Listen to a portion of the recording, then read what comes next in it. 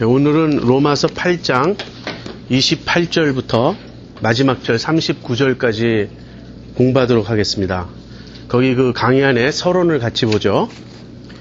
그리스도인의 삶은 삼위일체적 구조를 지닌다.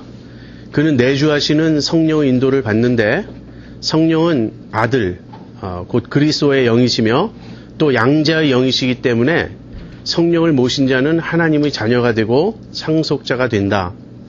그는 그리스도와 함께 장차올 영광뿐 아니라 현재의 고난을 함께 받는다.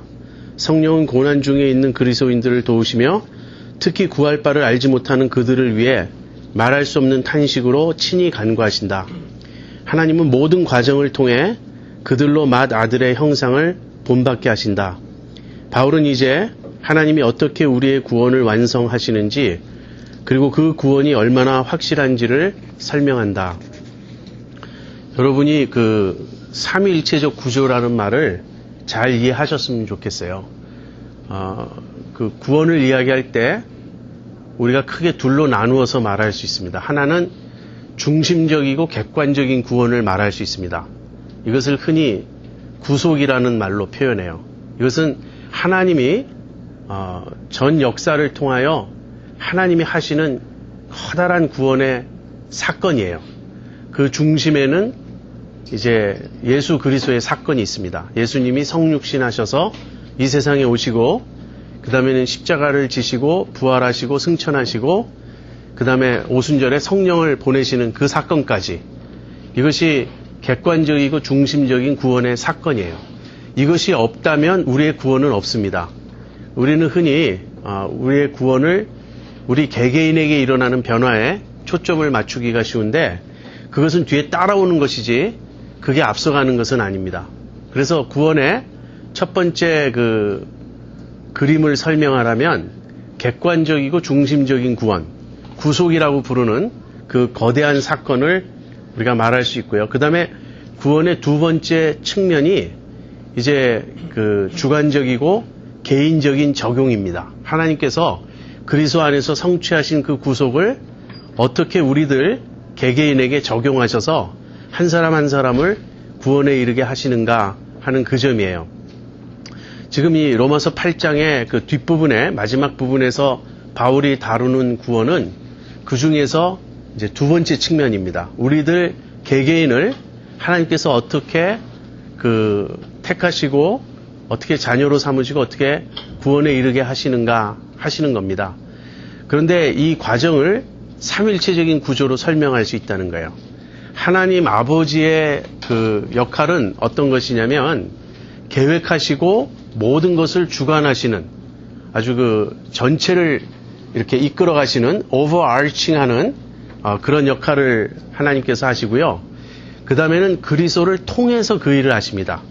그래서 여기서 핵심은 우리가 그리스도와 하나 되는 연합이에요. 우리를 그리스도와 연합해서 하나가 되게 하심으로써 그리스도에게 일어난 그 모든 일이 그대로 우리의 것이 되게 하시는 그 방법을 이제 사용하십니다. 그래서 우리가 그리스도와 하나가 됨으로써 이제는 우리가 그리스도와 함께 후사가 되고 상속자가 되고 이 장차올 구원의 완성, 영광을 누리게 되는 것이죠. 그래서 하나님 아버지께서 전체적인 구원 계획을 이끌어 가신다면 그 일이 이루어지는 초점이라 그럴까요? 그 포커스는 그리스도고요. 그 다음에는 이 일을 직접 적용하시고 행하시는 모든 일을 성령님이 하세요. 그래서 성령님은 우리 안에 오셔서 내주하시면서 우리 안에 내주하시면서 우리를 이끌어 가시고 그러면서 우리를 그 그리스도를 본받는 자가 되게 하십니다. 이제 이런 것이 삼위일체적인 구원의 구조예요. 그래서 우리가 지난번에 살펴본 내용은 그 중에서 고난 중에 성령께서 어떻게 우리를 도우시는가. 그런데 그 고난 자체는 그리스도와 함께 받는 고난이에요. 우리가 그리스도와 함께 영광을 받을 것이라면 그 전에 그리스도와 함께 고난도 받아야 된다. 그래서 우리 그리스도인의 삶은 우리의 앞서 십자가를 지고 가신 주님을 뒤쫓아서 우리의 십자가를 지고 쫓아가는 고난의 삶이라고 바울은 말하고, 그 고난의 삶의 과정을 누가 도우시냐면 성령님께서 도우시는 것입니다. 이제 오늘 28절부터 30절은 그 구원의 목적이라 그럴까요? 그 구원의 의미를 이제 설명합니다. 하나님께서 그 모든 과정을 통해서 무엇을 이루고자 하시는가? 그것이 28절부터 30절에 나와요. 그래서 그 부분을 우리가 구원의 완성이라고 제목을 붙이고요. 그 다음에 이제 마지막 31절부터 39절은 이제 흔들릴 수 없는 구원의 확신, 우리의 구원의 영원한 그 확실성을 바울이 노래하고 외치는 승리의 계가라고 말할 수 있겠어요. 그래서 그 마지막 부분은 구원의 확신이라고 제가 제목을 붙였습니다. 이제 28절부터 이제 차례대로 살펴보죠. 근데 28절과 그 다음에 29, 30절을 좀 나눠서 생각해 볼 필요가 있습니다. 28절은요, 초점이 어디에 있냐면 우리의 현재적 삶이에요. 그러니까 그리스도인의 삶을 어떤 관점에서 이해해야 할 것인가 하는 것이 28절의 그 내용이고, 29절, 30절은 이제 그 전체적인 그림, 큰 그림을 설명하는 것입니다. 28절 같이 보죠. 우리가 알거니와 하나님을 사랑하는 자, 곧 그 뜻대로 부르심을 입은 자들에게는 모든 것이 합력하여 선을 이루느니라. 아주 그 성경에서 잘 알려지고 인기 있는 구절 중에 하나입니다. 그런데 이 구절에 좀 오해가 있을 수 있어요. 그래서 여러분이 주의를 기울이시고요. 좀 한 단어 한 단어 좀 주의 깊게 살펴볼 필요가 있습니다. 먼저 이 말씀이 해당되는 대상은 누군가? 대상은 물론 그리스도인이죠. 근데 그리스도인을 어떻게 묘사하고 있느냐 하는 것이에요. 여기에 하나님을 사랑하는 자, 곧 그 뜻대로 부르심을 입은 자들이라고 그리스도인을 정의하고 있습니다. 그러니까 그리스도인은 누군가? 한편에서는 하나님의 뜻대로 부르심을 입은 자입니다. 그리고 다른 편에서는 그 결과 이제 하나님을 사랑하게 된 거예요. 그래서 여기서 이제 먼저 생각해 봐야 될 것은 하나님의 뜻이에요. 그리스도인은 하나님의 뜻대로 부르심을 입었다 하는 것입니다. 무엇이 하나님의 뜻일까요? 그 뜻은 그 29절에 가보면요, 마다들의 형상을 본받게 하시려고 하는 그 말과 연결돼요. 다시 말하면 하나님이 우리를 부르신 목적은 그 뜻대로 부르신 것인데, 그 뜻은 마다들의 형상을 본받게 하시려고 우리를 부르셨다는 거예요. 그 마다들의 형상을 본받는 것이 이제 하나님의 뜻입니다. 그래서 그 뜻, 그 목표를 가지고 하나님이 우리를 부르셨어요. 그렇다면 이제 우리를 부르신 후에 우리를 통하여 하시는 모든 일은 그 뜻에 초점이 있어요. 마다들의 형상, 그리스도의 형상을 본받게 하는 일. 그래서 여기서 잠시 조금 배경 설명을 좀 해야 되겠습니다. 여러분, 성경의 가장 큰 주제가 뭔지 아십니까? 성경의 가장 큰 주제. 창세기부터 계시록까지 일관되게 그 하나의 목적을 하나님이 추구해 가시는 그것이 있어요. 그것은 한편으로 이야기하면 하나님 나라라고 말할 수 있고요. 다른 편으로 이야기하면 하나님의 백성이라고 말할 수 있습니다. 하나님의 나라라고 말할 때는 하나님의 왕권을 의미해요. 하나님의 통치, 다스리시는 하나님의 권세. 그런데 하나님의 통치와 하나님의 왕권의 측면에서 말한다면 그것은 뭐 더 말할 필요가 없어요. 왜냐하면 전능하신 하나님이시니까 그것은 당장에 이루어지는 일이죠. 근데 문제는 하나님의 다스리심, 하나님의 그 통치를 둘로 나눠서 생각해야 됩니다. 하나는 절대 주권이라 그래서 그것은 창조주로서 또 온 우주 만물을 주관하시고 다스리시는 그런 통치자로서의 하나님의 권세예요. 이 의미에서 본다면 하나님의 통치는 영원히 이루어지고 절대로 한순간도 방해받을 수가 없고 아무도 이 통치에 거역할 수 없습니다. 이 관점에서 하나님의 절대 주권이라는 이 관점에서 본다면 우주에 일어나는 모든 일은 하나님에 의해서 일어나는 거예요.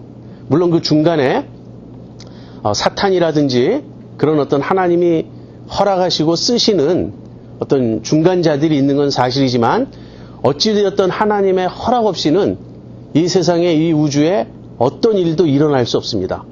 이런 하나님의 절대적인 통치의 관점에서 본다면 얘기는 끝난 거예요. 하나님은 영원히 왕이시고 영원히 다스리시는 통치자이십니다.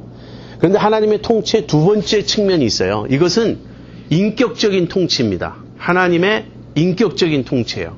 무슨 말이냐면 이 인격적인 통치는 그 대상을 인격체들로 국한해요. 이 자연 만물은 하나님의 그 다스리심을 거부할 수가 없습니다. 하나님이 말씀하시면 그대로 되는 거예요.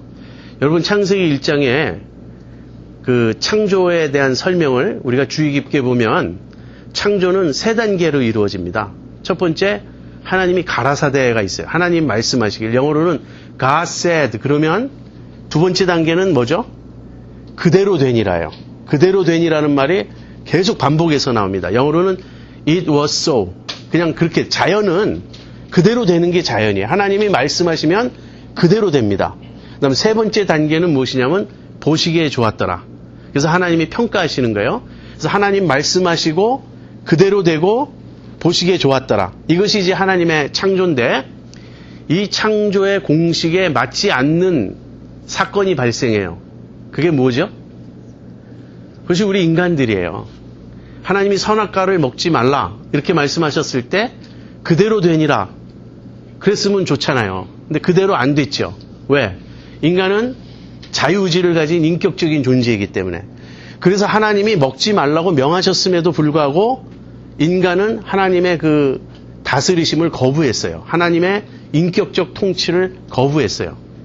자, 바로 이것이 문제입니다. 하나님의 인격적 통치가 거부된 상태에서 이제 하나님은 어떤 일을 하셔야 하는가? 하나님이 인격적으로 다스리시려면 인격적으로 자원에서 하나님의 다스리심을 받고자 하는 하나님의 백성이 있어야 돼요. 그래서 이제 제가 말씀드리는 두 번째 측면이 초점이 되는 것입니다. 다스리시는 하나님의 권세 자체에는 전혀 문제가 없어요. 그런데 이 하나님의 인격적 통치를 거부하는 우리 인간편에 문제가 있습니다. 우리 인간보다 현재 존재의 상위 질서에 속하는 천사들이 있는데 천사들은 이미 그들의 운명이 고정되었습니다. 천사 중에 선한 천사들은 다시는 타락할 수 없는 완전한 상태에 들어갔고요. 그 다음에 천사 중에 타락한 사탄과 그의 졸개들, 그 악령들은 또 다시는 회복될 수 없는, 구원받을 수 없는 영원한 악의 상태에 이미 들어갔어요. 그래서 이 영계에서 천사들의 세계는 이미 운명이 고정됐습니다. 근데 운명이 고정되지 않고 계속적으로 그 일종의 그 악의 세력과 하나님의 그 선의 세력 사이에 전쟁터가 되고 있는, 배틀그라운드가 되고 있는 그 계층이 누구냐면 우리 인간인 거예요. 그래서 이 인간을 놓고 하나님이 사탄과 사실 여기서 지금 투쟁이 벌어지고 있는 거죠. 근데 우리 인간은 인격적인 통치를 받아들일 수도 있고 거부할 수도 있어요. 그리고 아담이 거부했기 때문에 이제 1차적으로 모든 인간은 하나님의 통치 밖으로 쫓겨났지만 예수님을 통해서 다시 들어올 수 있게 되었습니다. 지금 제가 얘기가 준비하지 않은 얘기가 막 가고 있는데요. 다 필요하니까 들어두시면 도움이 될 거예요. 이런 생각 해보셨습니까? 하나님이 아담이 범죄했을 때 그냥 거기서 끝내고 새로 인간을 창조하셨으면 어떻게 되었을까?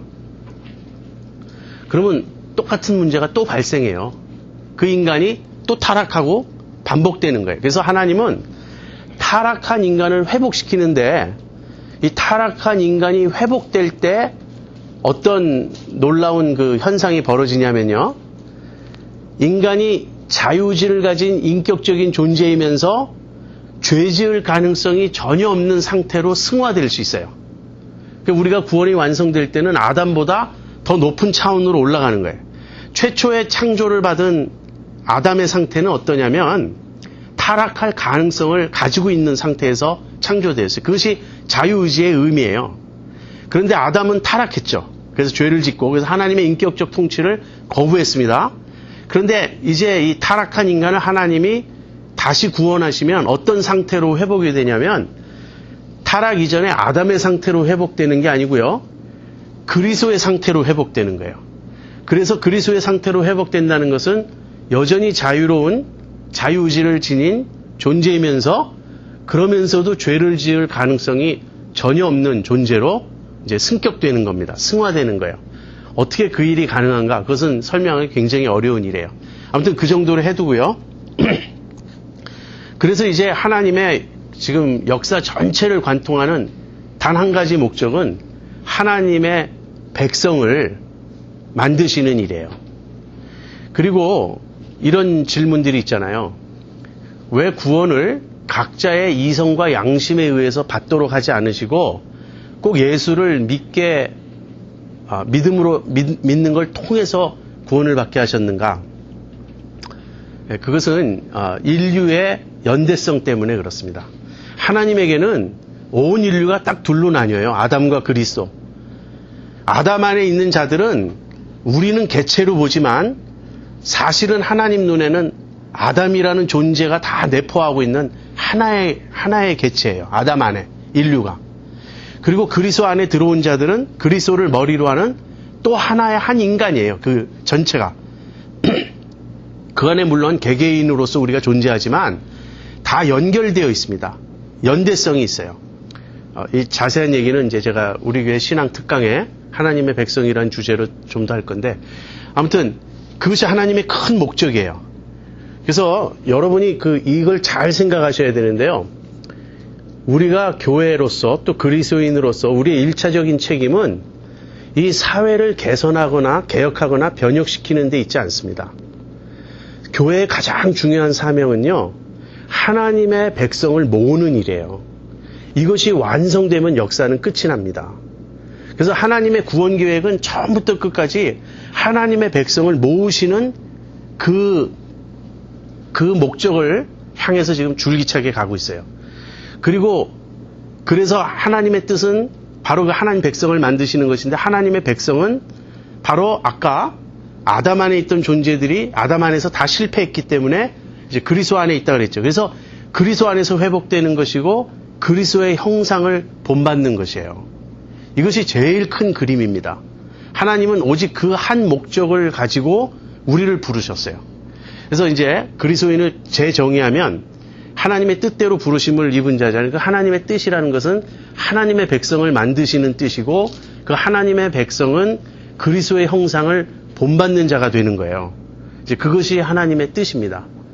그렇다면 여기 모든 것이 합력하여 선을 이룬다는 이 선이 무엇인지 아시겠죠?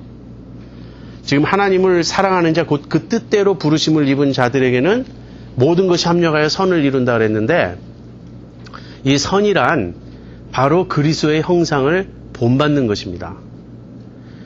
사람들이 이 점을 좀 오해해서 이렇게 생각해요. 우리 그리스도인들은 삶에 어떤 힘들고 어렵고 나쁜 일이 일어나도 우리가 잘 견디면 나중에는 일이 다 잘 풀릴 것이다.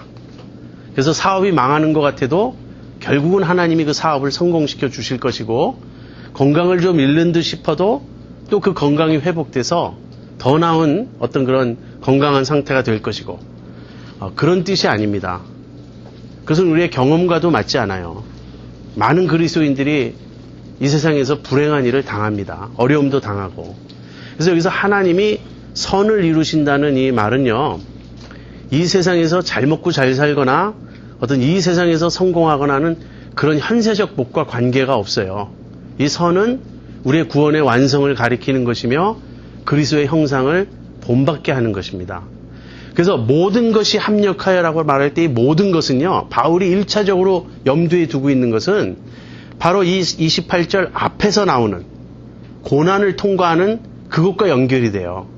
우리가 비록 이 세상에서 고난을 당하고 지금은 그리스도와 함께 우리가 고난을 통과하고 있지만, 이 고난은 바로 하나님께서 선을 이루기 위해 사용하시는 그러한 수단들이다 하는 것입니다. 그리고 여기 지금 모든 것이 합력하여 선을 이룬다고 말할 때 주어가 모든 것인가 아니면 하나님인가? 우리말 번역에는 모든 것으로 되어 있어요. 근데 이제 일부 학자들은 하나님께서 모든 것 안에서 또는 모든 것을 통해서 선을 이루신다, 이제 이렇게 번역하기도 하는데, 어느 쪽이든 그렇게 큰 차이가 없습니다. 왜냐하면 모든 것이 합력하여 선을 이룬다고 말할 때 그 모든 것이 저절로 기계적으로 그렇게 되는 것이 아니라 하나님의 뒤에서의 작용이 있기 때문에 그런 것이므로 문법적인 주어가 하나님으로 등장하던 등장하지 않던 관계없이 이것은 하나님이 하시는 일이에요. 자, 그렇다면 이제 맨 앞에 나오는 말의 의미를 이해할 수 있죠. 우리가 알거니와 하나님을 사랑하는 자. 이 하나님을 사랑하는 게 바로 우리의 그 변화되는 모습, 우리의 성화, 마다들의 형상을 본받는 그 측면입니다. 그래서 그리스도인은 어떤 사람인가? 그리스도인은요, 하나님이 당신의 뜻대로 부르신 자들이에요. 그리고 하나님의 뜻은 우리가 거룩하고 흠이 없는 하나님의 백성이 되게 하는 것이고, 또 다른 말로 하면 예수님을 본받는, 마다들의 형상을 본받는 자가 되게 하시는 거예요. 그래서 이 일을 위해서 하나님이 우리의 인생 삶을 통해서 계속 그 선을 이루어 가십니다.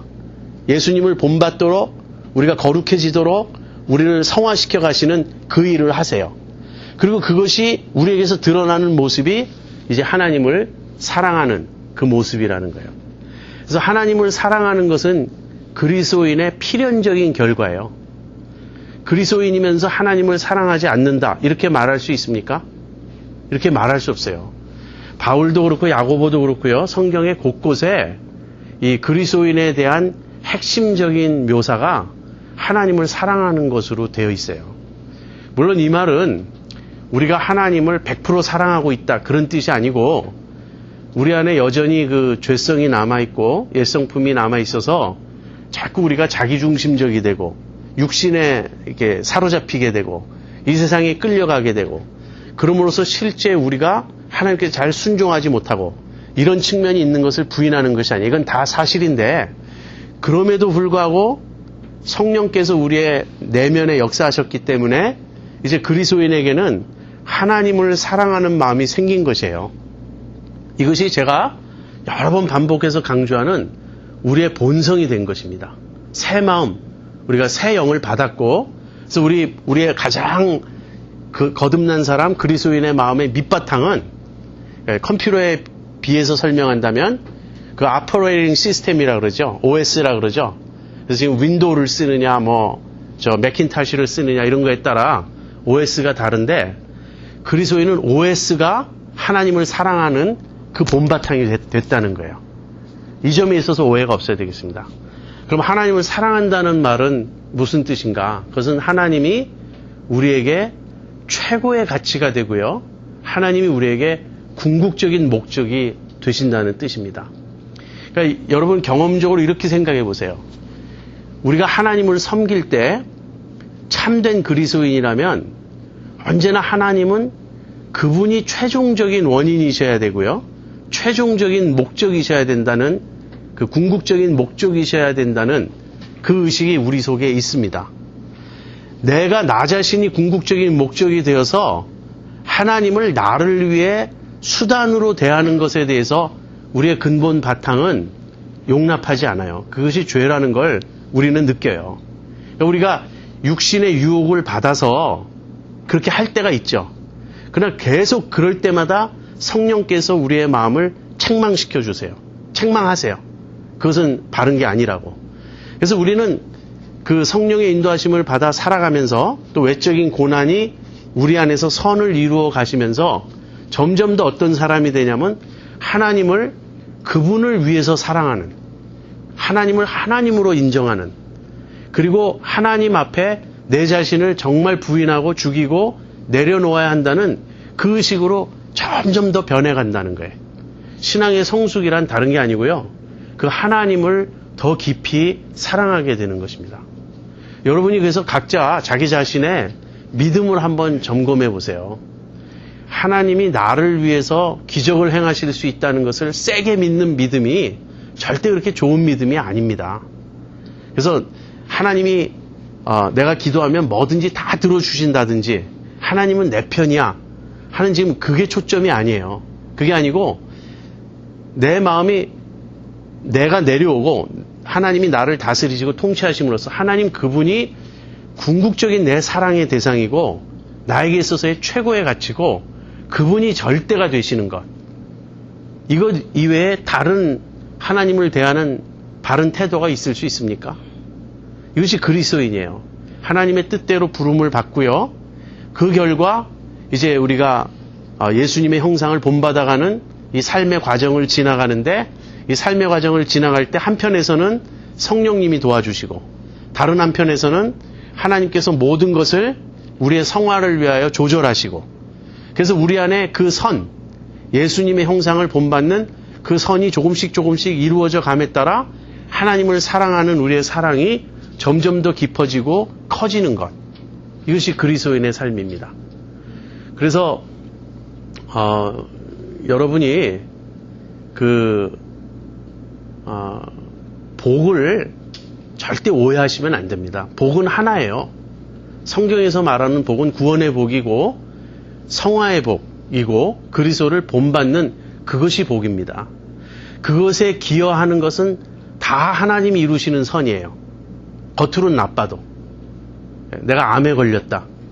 그것은 분명히 좋은 일은 아니죠. 그 자체로는. 그러나 하나님이 왜 나에게 암을 허락하시는가?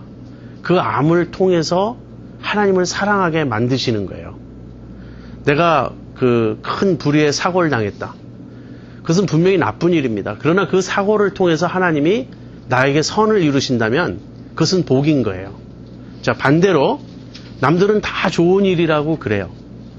예를 들면 로또에 당첨됐어요. 근데 로또에 당첨돼서 내 인생이 부도덕하게 되었다. 그리스도의 형상을 본받는 게 아니라 반대로 세상으로 나갔다. 그러면 그건 복이 아니라는 거예요. 그거는 저주라는 거예요. 너무나 건강해서 항상 하나님 없이도 나는 잘 살 수 있다. 그런 생각이 바탕에 깔려있는 사람에게는 그 건강이 복이 아니라는 것입니다. 여러분 아시겠죠? 그래서 우선 제일 큰 출발점은 언제나 하나님이 우리에게 두신 목적, 그 뜻이에요. 자, 그래서 이 점을 자세히 설명하는 본문이 29절, 30절이에요. 이제 29절, 30절로 가보죠. 하나님이 미리 하신 자들로 또한 그 아들의 형상을 본받게 하기 위하여 미리 정하셨으니 이는 그로 많은 형제 중에서 맏아들이 되게 하려 하심이니라. 또 미리 정하신 그들을 또한 부르시고 부르신 그들을 또한 의롭다 하시고 의롭다 하신 그들을 또한 영화롭게 하셨느니라. 이제는 그 28절이 그리스도인의 삶에 초점을 맞췄어요. 그러니까 현재적 시점을 가지고 지금 우리의 삶을 설명하는 거예요. 여러분이 그리스도인입니까? 그렇다면 여러분 하나님의 뜻대로 부르심을 받은 자들이고 여러분 삶에 일어나는 모든 일은 하나님이 책임지십니다. 겉으로 보기에 안 좋아 보여도 그건 다 선을 이루기 위한 것이니까 걱정하지 마세요. 여러분은 그저 하나님을 사랑하십시오. 그 얘기를 28절에서 했어요. 근데 29절, 30절에서는 그리스도인의 삶을 아주 그 가장 큰 그림, 영원 전부터 그다음 영원 후까지를 다 포괄해서 설명합니다. 그래서 이것을 아까 제가 처음에 말씀드린 그 객관적이고 중심적인 구원이 있고 그다음엔 주관적이고 개인적인 구원이 있다 그랬죠. 이 두 번째 측면을 설명하는 거예요. 근데 이 두 번째 측면을 설명할 때 바울은 여기서 5단계로 그 구원이 이루어지는 걸 설명합니다. 그래서 이것을 좀 신학적인 용어로 정리를 하면 예지, 예정, 소명, 칭의, 영화 이렇게 5단어로 우리가 요약할 수 있어요. 5단계예요. 예지, 미리 아심, 예정, 미리 정하심, 그 다음에 부르심, 소명, 그 다음에 칭의, 의롭다 하심, 영화, 영화롭게 하심. 자, 그런데 이 중에서 처음 2단계요. 예지와 예정은 창세 전에 하나님이 이 세상을 창조하시기 전에 이미 하나님의 마음 안에 두신 영원한 계획이요 뜻입니다. 그래서 예지 예정은 영원 전에 창세 전에 하나님이 모든 것을 정하셨어요. 그렇게 그 계획이고요. 그 다음에 부르심과 소명과 칭의는 역사 속에서 이루어지는 그 하나님의 계획이 실제 펼쳐지고 성취되는 모습이 그 부르심과 칭의예요. 이것은 우리들이 경험하는 바입니다. 우리는 예지와 예정을 우리가 경험하지 못해요. 그것은 하나님의 마음속에 품으신 계획이기 때문에 우리가 알 수 있는 것이 아닙니다.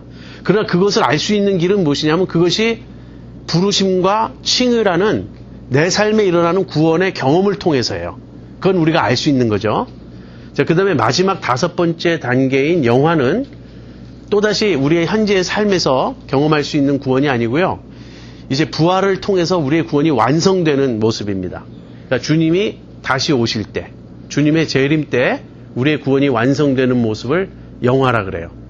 그래서 이 이상 더 큰 그림을 설명할 수 없죠. 창세 전부터 영원 후까지를 다 포괄하고 있으니까. 그래서 이제 이 5단계를 하나씩 살펴보겠습니다. 처음에 하나님께서 미리 아신 자들이란 말을 합니다. 근데 이 미리 아셨다라는 이 말에 두 가지 해석이 있어요. 하나는 칼빈주의적인 해석이고요. 다른 하나는 알미니안주의적인 해석입니다. 알미니안주의적인 해석은 이런 거예요. 하나님이 미리 아셨다. 그리고 그 미리 아신 자들을 미리 정하셨다. 무슨 말인가? 하나님께서 누가 복음을 믿을지, 누가 예수를 믿을지를 하나님 미리 내다보셨다는 거예요. 그래서 하나님이 누구를 구원하시기로 정하시냐면, 누구를 구원하기로 작정하시냐면, 복음이 전파되면 받아들일 사람들, 믿을 사람들을 미리 아셨다 하는 것입니다. 우리가 이 설명을 들을 때 굉장히 이것은 합리적이에요. 그럼 굉장히 공정하잖아요. 공평하고. 그러니까 하나님께서 왜 나를 안 택하셨습니까? 누가 이렇게 나중에 반론하면 너는 내가 미리 내다보았는데 복음이 전해져도 너는 안 믿더라. 그래서 너는 내 택함에서 제외되었다. 이렇게 말하면 참 공평한 것 같고 얼핏 보면 이게 맞는 해석 같아요. 근데 이 해석의 문제는 무엇이냐면 그러면 궁극적인 우리 구원의 원인이 하나님이 아니라 우리에게 있는 것입니다. 지금 이 전체는요. 구원의 완성과 구원의 확신에 대한 문맥이에요. 그렇기 때문에 그렇게 설명을 하게 되면 우리의 구원의 그 출발점이 하나님께 있지 않고 나에게 있고 맨 마지막에 가서 누가 영원한 구원을 받고 또는 영원한 멸망을 당하는지를 좌우하는 것은 나의 선택에 달리게 돼요. 그래서 이 해석은 칼빈주의에서는 받아들이지 않습니다.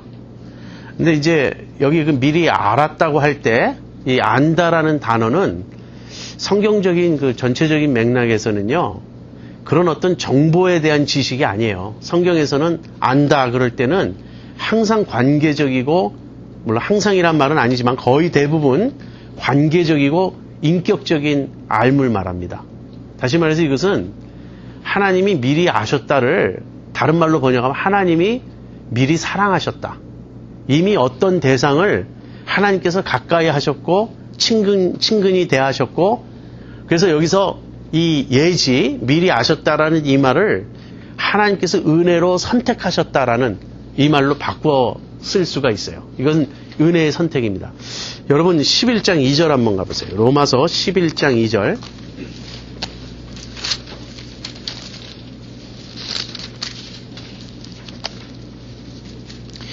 하나님이 그 미리 아신 자기 백성을 버리지 아니하셨나니 너희가 성경이 엘리야를 가리켜 말한 것을 알지 못하느냐. 거기 하나님이 그 미리 아신 자기 백성을 그럼으로써 똑같은 단어가 등장하죠. 그리고 그 대상이 누구입니까? 이스라엘 백성이죠. 그래서 이스라엘 백성과 하나님과의 관계를 설명할 때 미리 아셨다라는 단어를 씁니다. 이 말은 하나님께서 그들을 택하신 걸 의미해요. 하나님께서 그들을 미리 사랑하시고 그들을 택하시고 그들과 언약의 관계를 맺으신 하나님의 어떤 주도적인 택하심을 보여줍니다. 그래서 여기서 미리 아셨다라는 말은요. 이것이 우리가 믿을지 안 믿을지를 미리 아셨다라는 게 아니라 하나님께서 나를 택하신 거예요. 은혜로. 그리고 나를 미리 친근히 대하시고 나를 사랑으로 품어주셨다 하는 그 뜻입니다. 자, 이것이 예지예요. 그래서 하나님이 그렇게 미리 아신 자들, 다른 말로 하면 미리 택하신 자들을 이제 미리 정하십니다. 이 정하시는 것은 그들을 구원하시기로 결정하시고요. 특별히 그 구원의 핵심은 무엇이냐면 거기 나오죠. 또한 그 아들의 형상을 본받게 하기 위하여 미리 정하셨으니 이는 그로 많은 형제 중에서 맏아들이 되게 하려 하심이니라. 요 두 문장은 결국은 이런 뜻입니다. 우선 그 아들의 형상을 본받는다. 그 말은 우리가 하나님의 백성이 되는 거죠. 예수님을 닮는 거죠. 그러면서 예수님이 맏아들이 된다. 많은 형제 중에 맏아들이 된다라는 것은 예수님과 연결되어서 이제는 예수님이 하나님의 원아들이시잖아요. 그 하나님의 원아들이신 예수님과 연결됨으로써 이제 예수님의 형제가 많아진다는 말은 많은 하나님의 아들들을 만드신다는 거예요. 예수님을 통해서. 제가 아까 처음에 말씀드린 하나님의 백성을 만드시는 방법입니다. 그것이 이제 하나님이 미리 정하신 거예요. 하나님의 작정, 하나님의 그 결정, 하나님이 우리를 구원하시기로 결정하시고 목표를 두셨어요. 그것은 우리가 예수님을 본받는 것입니다. 우리가 예수님을 믿을 때 우리 자신이 결단하나요, 안 하나요? 우리가 예수님을 영접하나요, 영접하지 않나요? 네? 여러분 예수님 영접 안 하셨어요? 네. 여러분 예수님 믿겠다고 결단하지 않았습니까? 그런데 물론 이제 이것을 어떻게 설명하느냐에 따라 그림이 좀 달라지지만 여러분이 굳게 결심하셨습니까? 아니면 어느 시점에 왔을 때 그렇게 결단이 되던가요? 그 영접이 되던가요? 예, 참 여기 신비한 면이 있죠. 분명히 내가 인격적인 주체이기 때문에 내가 강제에 의해서 나도 모르게 세뇌당하고 나도 모르게 그냥 이렇게 억지로 끌려가듯이 이렇게 된 건 아니에요. 분명히 내가 믿었고 내가 결정했고 내가 영접했어요. 그러나 항상 뒤돌아보면 내가 했는데 내가 한 게 아니라는 생각이 드는 거예요. 여기 어떤 신비로운 게 있어요. 바로 나의 결정은 하나님의 결정의 결과라는 거예요. 그러니까 내가 믿을 건 하나님이 아셨기 때문에 정하시는 게 아니에요. 그 반대예요, 사실은. 사실은 하나님이 나를 택하시니까 내가 믿게 되는 거예요. 그래서 이 하나님 미리 정하셨다라는 말이 결국은 우리의 결정도 우리가 예수님을 영접하거나 예수님을 믿기로 하거나 어떤 결단하거나 이런 모든 것의 그 원인이 되고 있어요. 하나님이 그렇게 정하시고 그렇게 우리 안에서 이루신 일입니다. 자, 여기까지가 그 영원 전에, 창세 전에 하나님 마음에 품으신 계획이에요. 미리 아시고 미리 정하시고. 자, 그러면 이것이 구체적으로 어떻게 드러납니까? 이건 역사 안에서 일어나요. 이제 그 사건은 우리들의 개인의 삶에서 구체적으로 경험됩니다. 그래서 이제 그 다음 단계가 무엇이냐면 부르심이에요. 하나님이 미리 정하신 자들을 부르셨다. 이제 실제로 그 하나님의 결정을 실행에 옮기시는 거죠. 실천하시고 이행하시는 겁니다. 그래서 우리를 부르세요. 근데 이 부르심은 신학자들이 효과적인 부르심이라고 부르는 그 부르심이에요. 무슨 말이냐면 하나님이 우리를 복음을 통해서 복음을 우리에게 들려주심으로 우리에게 우리를 초청하시는 그런 일반적인 부르심이 아니라는 거예요.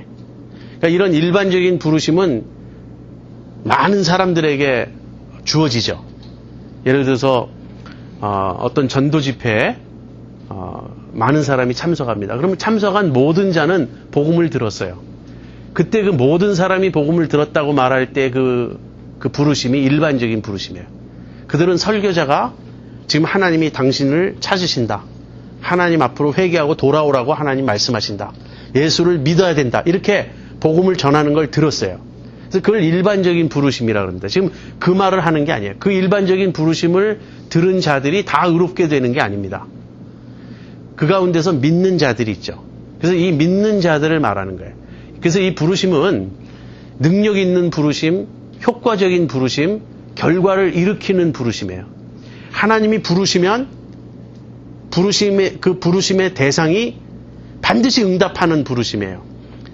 아까 그 창조를 이야기했는데 하나님이 빛이 있으라 그랬을 때 빛이 있었죠. 아무것도 없는 가운데 존재하게 된 것입니다.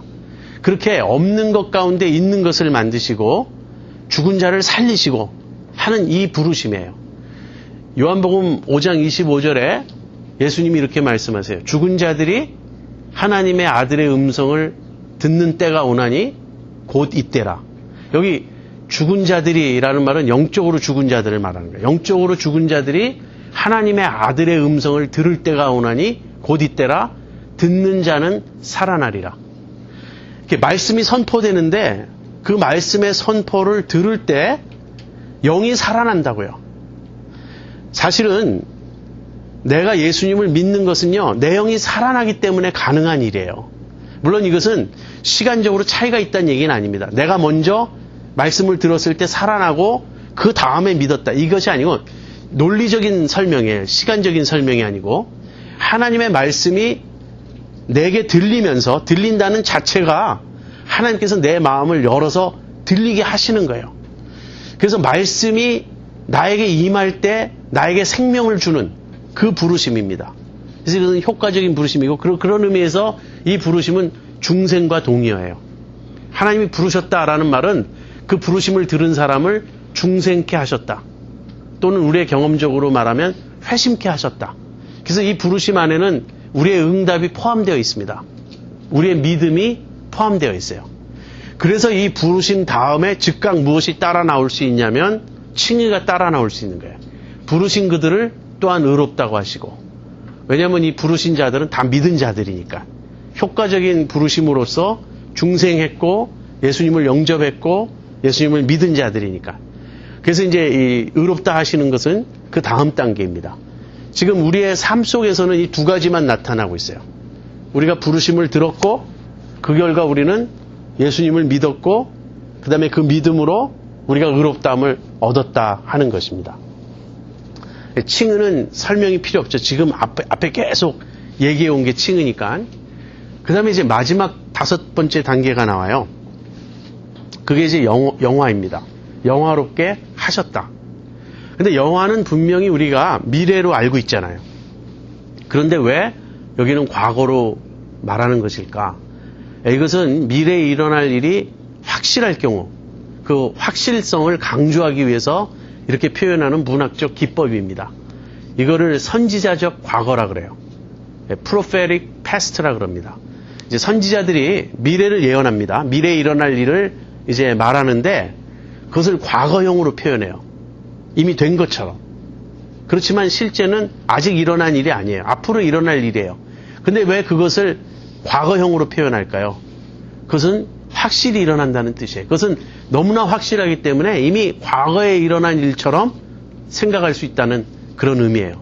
그래서 하나님이 의롭다 하신 자들을 영화롭게 하셨느니라 이렇게 말합니다. 근데 이 영화는 우리의 부활을 통해서 이루어집니다. 항상 우리의 구원의 완성은 부활이에요. 앞부분에 그 마다들의 형상을 본받게 한다라는 말이 나오죠. 근데 이제 여기서 이제 조금 제가 쉬프트를 좀 해야 되겠어요. 여러분, 칭의 다음에 성화가 나와야 되지 않나요? 근데 성화가 없죠. 그죠? 그 다음에 영화가 곧 나오죠. 이것은 의도적이고 의미심장한 일이에요. 여러분, 성화가 중요하고 저는 이제 우리 교회에서 성화를 제일 강조합니다. 또 제가 개인적으로 목회자들이나 설교자들을 제 나름대로 평가하는 기준은 성화예요. 저분의 그 메시지에는 성화가 있는가. 그래서 저는 성화를 그만큼 강조하지만 성화가 우리 구원에서 제일 중요한 게 아니라는 거예요. 그 점 여러분 아셔야 됩니다. 성화는 주님과 우리가 함께 이루어가는 어떤 일이죠. 그런데 주님이 전적으로 혼자 하시는 일이 있어요. 그게 뭐죠? 그게 칭의와 그게 영화예요. 부르심이 믿음을 포함한다 그랬죠. 그리고 그 믿음의 결과가 칭의죠. 이것은 하나님이 우리 안에서 주권적으로 이루시는 일입니다. 우리는 이 면에 있어서 물론 우리는 반응했습니다. 우리는 인격적으로 반응했고 아까도 말씀드린 것처럼 우리가 믿었고 우리가 결단했고 우리가 영접했어요. 그런데 이것은 하나님이 나에게 그렇게 역사하셨기 때문에 일어나는 반응이에요. 그래서 하나님이 우리를 부르셔서 우리를 의롭다고 하신 겁니다. 하나님이 우리를 살리시고 하나님이 우리를 자녀 삼아 주시고 하나님이 우리를 의롭다고 하셨어요. 그리고 의롭다 하신 하나님은 우리에게 부여하신 그 의의 신분에 걸맞는 완전한 존재를 만들어내세요. 그래서 칭의와 영화 사이에 성화는 괄호로 들어가 있지만 성화가 얼만큼 진전됐느냐, 성화가 잘 됐느냐 못 됐느냐, 물론 성화는 반드시 있어야 되고요. 굉장히 중요한 것이지만 그것과 관계없이 그걸 뛰어넘어서 칭의에서 영화로 가는 거예요. 그리고 칭의에서 영화로 갈 때 제일 중요한 일이 무엇이죠? 부활인 거예요. 그래서 아까 마다들의 형상을 본받는다 그럴 때 우리가 노력해서 조금씩 본받는 측면이 포함되지만 그거보다 더 큰 의미는요, 하나님이 우리를 예수님처럼 만들어 버리세요.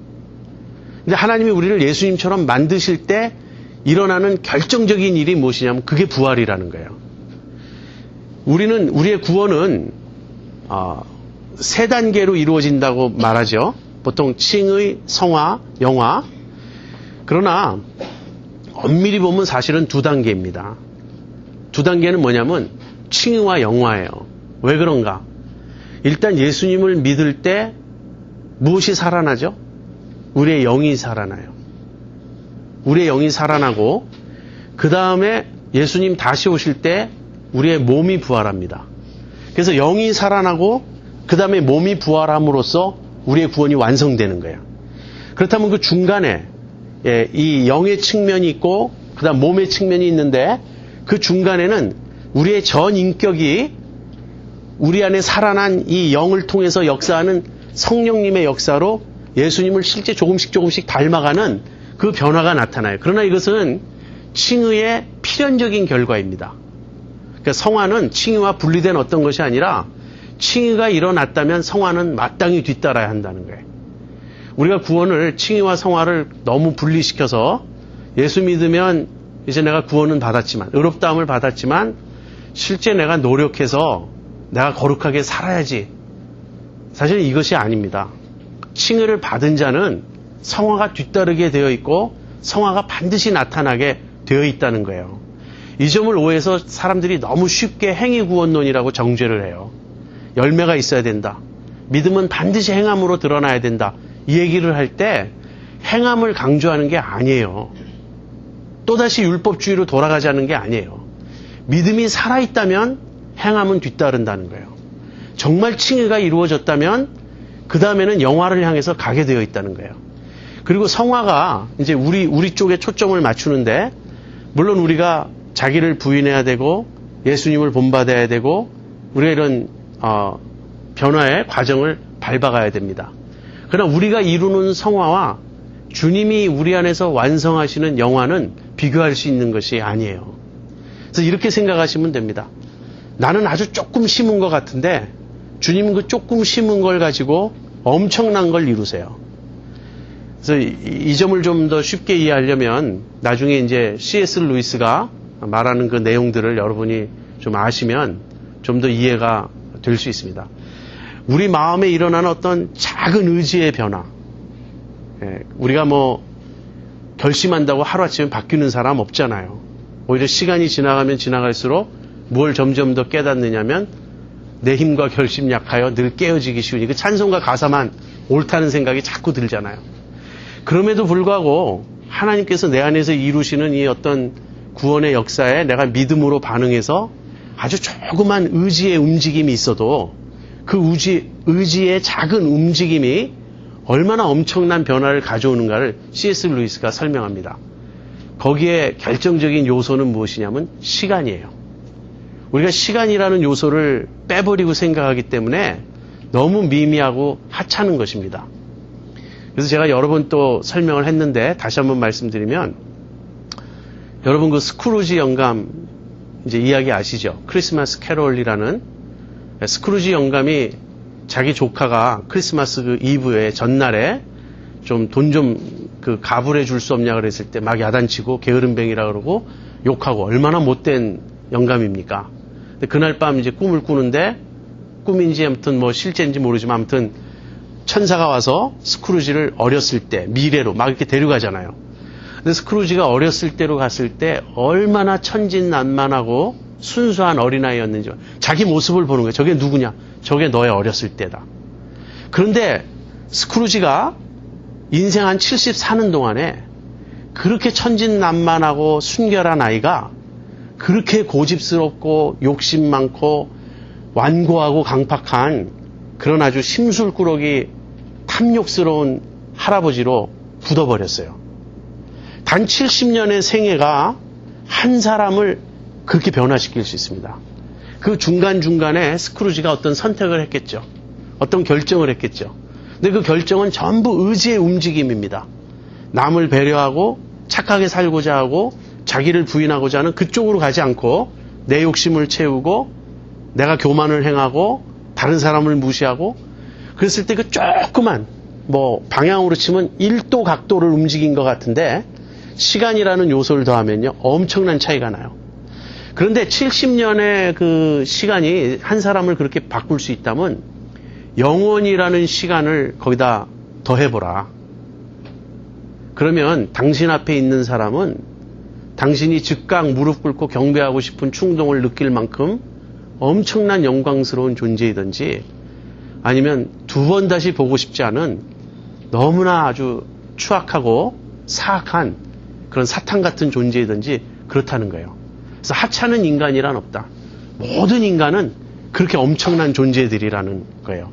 물론 여기서 이제 C.S. 루이스는 우리 복음주의자들하고 조금 다릅니다. 그는 연옥을 믿어요.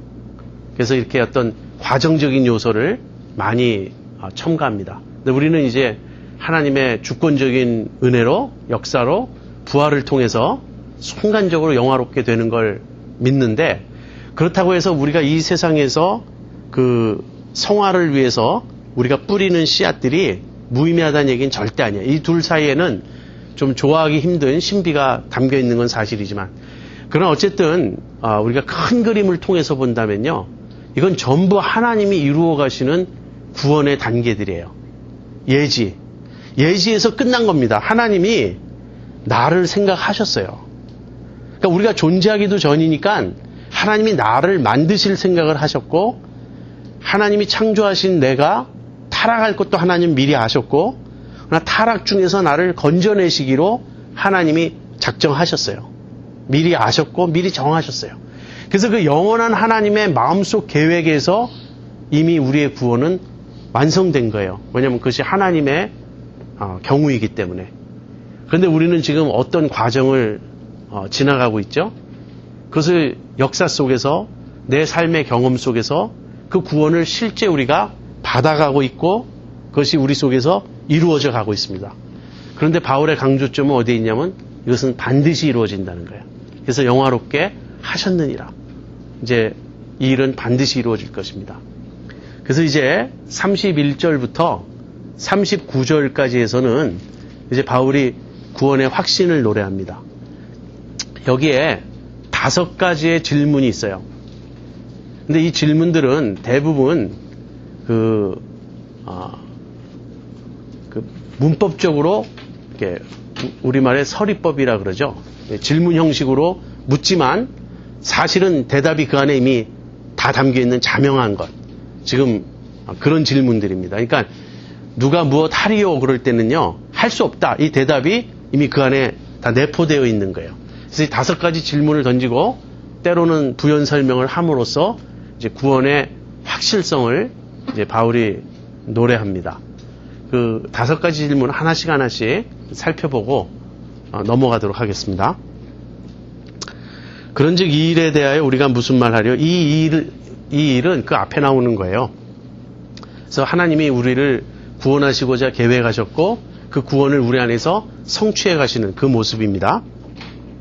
첫 번째 질문이에요. 만일 하나님이 우리를 위하시면 누가 우리를 대적하리요? 하나님이 우리를 위하시면 누가 우리를 대적하리요라는 대답은 안 나오는데 뭐냐면 대적할 수 없다 하는 거죠. 아주 그것은 너무나 간단한 이야기입니다. 왜냐하면 하나님이 우리를 위하시면 우리를 대적하는 자는 하나님을 대적하는 게 되잖아요. 하나님이 우리 편인데 누가 우리를 대적하면 그건 하나님을 대적하는 거거든요. 근데 하나님보다 강한 자가 없잖아요. 그러니까 결국 아무도 하나님을 대적할 수 없고 그렇다면 우리도 대적할 수 없죠. 그래서 하나님이 우리 편이시다. 근데 이런 말은 이걸로 끝나는 거예요. 너무 부연 설명이 필요 없습니다. 하나님이 우리 편이시다. 그러면은 그걸로 다 끝나는 셈입니다. 자, 두 번째 질문. 자기 아들을 아끼지 아니하시고 우리 모든 사람을 위하여 내어주시니가 어찌 그 아들과 함께 모든 것을 우리에게 은사로 주지 아니하시겠느뇨. 은사로 주지 아니하시겠느뇨라는 말은 은사로 주신다라는 그 뜻이죠. 그래서 이것은 이제 여기서 이제 모든 것을 우리에게 은사로 주지 아니하시겠느뇨라 그랬을 때 또 이제 우리들이 종종 빠지는 함정이 이 모든 것에는 내가 원하는 건 다 들어간다. 이렇게 생각하면 또 문맥을 무시한 겁니다. 그 앞부분에 모든 것이 합력하여 선을 이룬다는 것과 결국 마찬가지예요. 우리의 구원을 위해 필요한 모든 것이란 의미예요. 그러니까 하나님은 미워서 안 주시는 것도 아니고요. 아까워서 안 주시는 것도 아니에요. 모든 것을 다 주세요. 근데 우리의 유익을 위해서 주세요. 그러니까 때때로는 그것이 유익이 안 되는 것은 하나님이 홀다시죠. 그래서 여기서 아들을 아끼지 아니하시고 주시니가. 근데 여러분 그럼 이렇게 생각하시면 됩니다. 많은 분들이 저한테 그런 질문을 해요. 목사님, 내가 물질의 필요를 위해서 기도해야 하나요? 또 일상생활에 이런 여러 필요를 위해서 기도해야 되나요? 거기에 대한 대답은 필요라면 기도하라는 거예요. 그것이 정말 필요하다면 기도하라는 거예요. 그런데 우리가 가진 필요의 기준과 성경이 말하는 필요의 기준은 굉장히 달라요. 주님은 일용할 양식을 구하라 그랬잖아요. 근데 우리는 지금 일용할 양식의 차원이 아니거든요. 우리가 원하는 거는 훨씬 더 높은 차원의 한마디로 럭셔리어스하게 살고 싶은, 그것도 럭셔리는 누구 기준에 따라 럭셔리냐가 또 달라지겠죠. 우리 아들은 요즘에 자꾸 저한테 그 질문해요. 크리스찬은 럭셔리어스하게 살면 안 되는가? 그 말은 자기도 럭셔리어스하게 살고 싶다 하는 거겠죠. 그러나 우리가 이 문맥을 보면 그게 내 구원의 유익인가?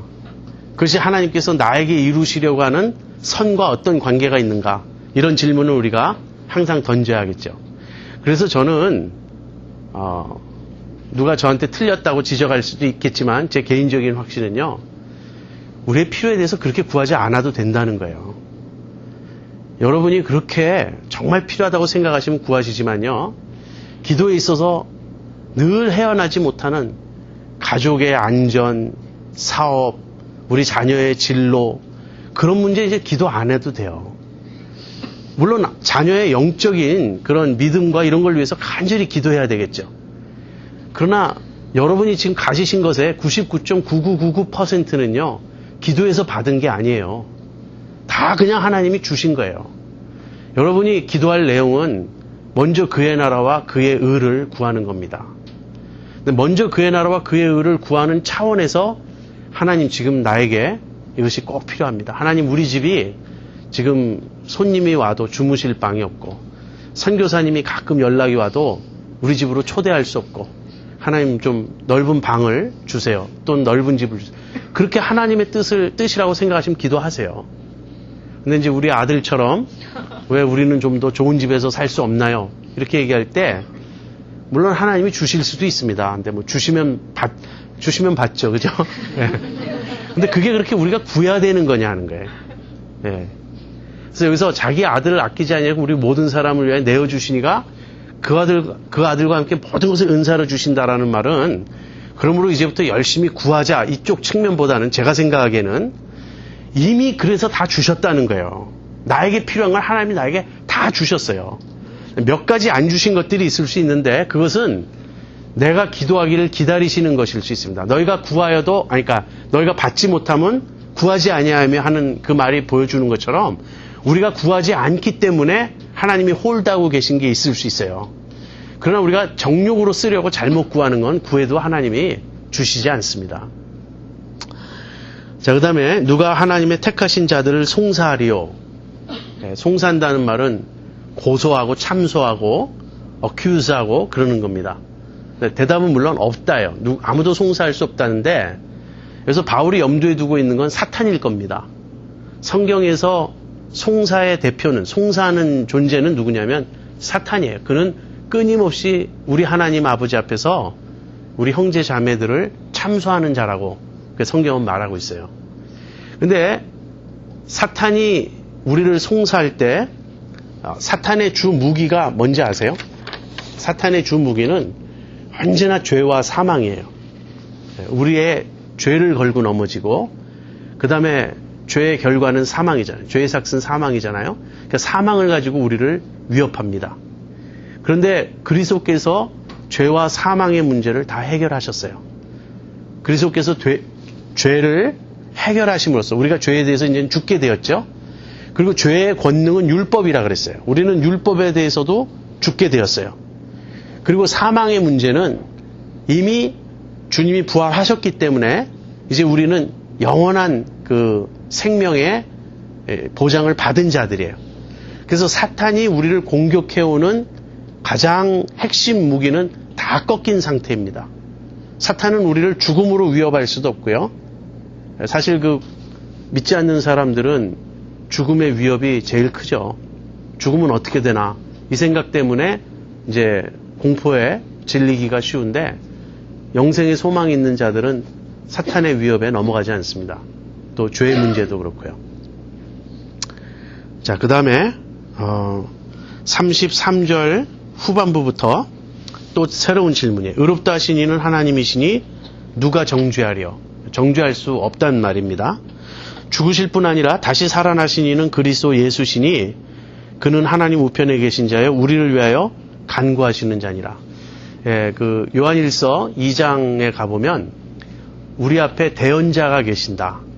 대언자는 예수 그리스도세요. 그래서 예수님은 지금 우리의 죄를 해결하셨을 뿐 아니라 하나님 앞에서 우리를 위하여 간구하시고 우리를 대언해 주십니다. 즉 예수님이 하시는 일과 사탄이 하는 일은 완전히 반대예요. 사탄은 끊임없이 우리를 송사하는데 예수님은 끊임없이 우리를 변호하세요. 우리를 위하여 대언하세요. 하나님 앞에서. 사탄이 하나님 앞에 와서 저 현해 보세요. 목사라고 하는데 속이 시꺼매요. 그러면서 이렇게 송사하잖아요. 그럼 그 옆에 예수님이 계시다. 아버지, 제가 현해를 위하여 죽었습니다. 제가 현해의 죄를 다 졌습니다. 다 담당했습니다. 이렇게 또 대언하세요. 그래서 우리를 정죄할 사람이 없어요. 자, 거기까지 34절까지 우리가 보았고요. 그 다음에 31절부터 34절은 우리의 구원을 어떤 법적인 용어로 설명합니다. 정죄한다, 송사한다, 대적한다, 이런 말들은 다 이제 법적인 그런 개념인데, 이 법적으로 우리는 지금 신분이 바뀌고요. 흔들릴 수 없는 구원의 자격을 확보했어요. 흔들릴 수 없는 구원의 신분을 확보했어요. 그 다음에 이제 35절부터 39절까지는 어떤 점에 근거해서 우리의 구원의 확실성을 설명하냐면 하나님의 사랑이라는 관점에서 설명하고 있어요. 그래서 35절부터 39절은 결국 마지막 한 질문입니다. 무엇이냐면 누가 우리를 그리스도의 사랑에서 끊으리요? 그 다음에 맨 마지막 39절 가보세요. 우리를 우리 주 그리스도 예수 안에 있는 하나님의 사랑에서 끊을 수 없으리라. 앞에서는 그리스도의 사랑이 나오고 뒤에서는 하나님의 사랑이 나와요. 그러니까 우리는 성부 하나님의 사랑, 성자 예수님의 사랑을, 완전한 사랑을 받고 있습니다. 성령님은 어디에 계신가? 성령님도 여기 다 포함돼요. 성삼위일체 하나님이시니까. 그러면서 거기 35절 이하에 어떤 어려움이 나오죠. 지금 바울은 이 앞부분에서 고난에 대해서 이야기했기 때문에 우리가 현재 겪는 고난, 이 고난이 우리의 구원을 흔들 수 없다는 그 얘기를 하는 것입니다. 그래서 여기 환난이나 곤고나 핍박이나 기근이나 적신이나 위험이나 칼이라, 이 모든 것에 대해서 바울은 다 경험했습니다. 그 중에 이제 맨 마지막 칼은 순교를 나타낼 수 있는데요. 바울이 이 로마서를 쓰는 이 시점에서는 아직 순교를 안 했지만 결국 마지막에 바울은 순교합니다. 그래서 바울은 지금 자기가 경험하지 않은 이야기를 하는 게 아니에요. 다 자기가 경험한 이야기를 하고 있어요. 기록된 바 우리가 종일 주를 위하여 죽임을 당케 되며 도살할 양같이 여김을 받았나이다 함과 같으니라. 우리가 주님 때문에 도살할 양처럼 여김을 받는다. 여러분 구약의 어느 구절이 떠오르지 않습니까? 이사야서 53장에 그 고난받는 종의 그 모습이 떠오르죠. 도살하는 자 앞에, 털 깎는 자 앞에 잠잠한 양 같은 예수님. 그러니까 예수님이 그 길을 가셨기 때문에 우리도 지금 그 뒤를 쫓아서 도살할 양처럼 그 길을 가는 거예요. 자, 그럼에도 불구하고 그러나 이 모든 일에 우리를 사랑하시는 이로 말미암아 우리가 넉넉히 이기느니라. 하나님께서 끝까지 우리의 믿음을 지켜주신다는 말씀이에요. 내가 확신하노니 사망이나 생명이나 천사들이나 권세자들이나 현재일이나 장래일이나 능력이나 높음이나 깊음이나 다른 아무 피조물이라도 우리를 우리 주 그리스도 예수 안에 있는 하나님의 사랑에서 끊을 수 없으리라. 이제 한 가지만 질문해 볼게요. 요 맨 마지막 부분에서 어떤 피조물도 우리를 하나님의 사랑에서 끊을 수 없다. 근데 이 피조물에 내 자신이 포함됩니까? 안 포함됩니까? 지금 바울은 다른 피조물은 다 나를 끊을 수 없어요. 하나님의 사랑에서. 그러나 나는 끊을 수 있다. 이렇게 말하는 일부 해석이 있어요. 그런데 이 다른 피조물에 나도 포함돼서 나도 하나님의 사랑에서 끊을 수 없다. 나를. 어느 쪽이 맞나요? 저는 어떤 입장이냐면 나도 포함된다고 생각해요. 그래서 근데 이것은 이제 이런 긴장이 이 안에 있습니다. 우리가 한 번 구원받으면 영원히 구원받는가? 거기에 대해서는 저는 그렇다고 믿는 입장이에요. 그게 칼빈주의 입장입니다. 그러니까 이제 하나님께서 창세 전에 우리를 구원하시기로 계획하셨으면 이 하나님의 구원 계획을 방해할 수 있고 좌절시킬 수 있는 어떤 세력도 없어요. 왜냐하면 하나님이 제일 강하시니까. 하나님은 반드시 이루시니까.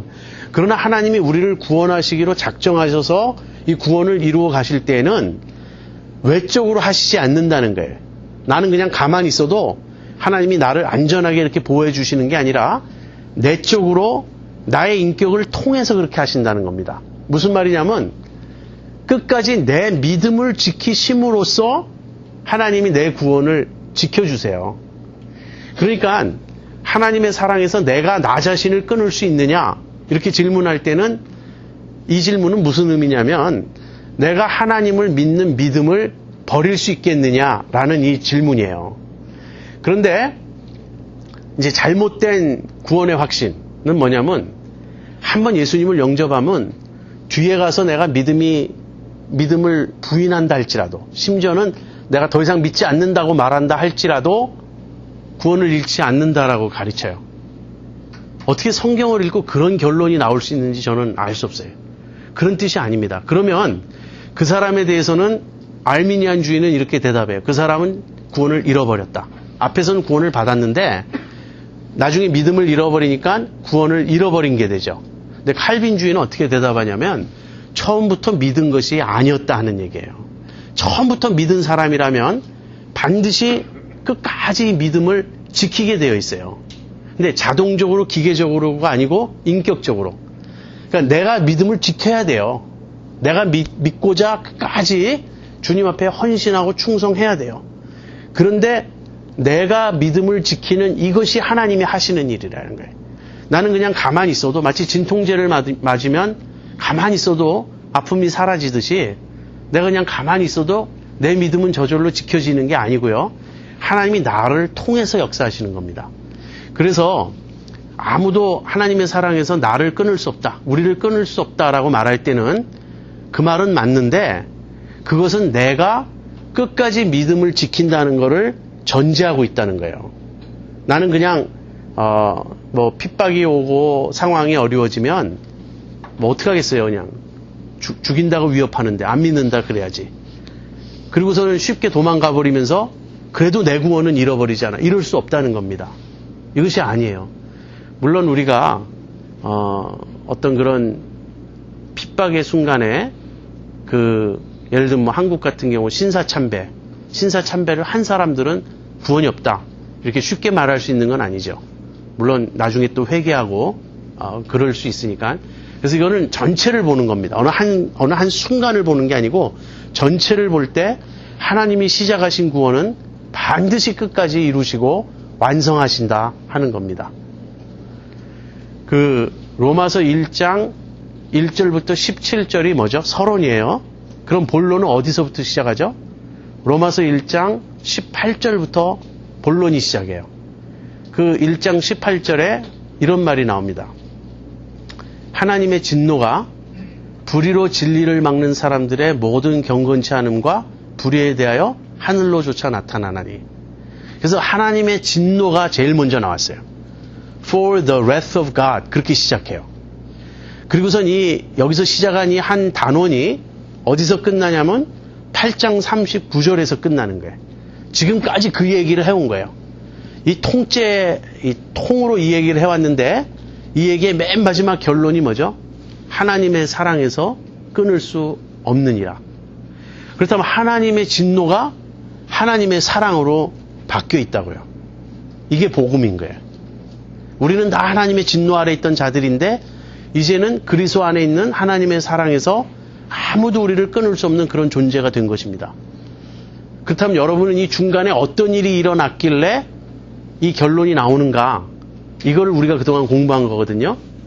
여러분 아십니까? 그 중간 이야기를? 물론 아시죠. 그러니까 제 말은 중간 이야기를 여러분이 좀 설명할 수 있겠습니까? 하는 거예요. 제가 다음번에 그 중간 이야기를 한번 다시 정리를 해보도록 하겠습니다. 기도하고 마치겠습니다.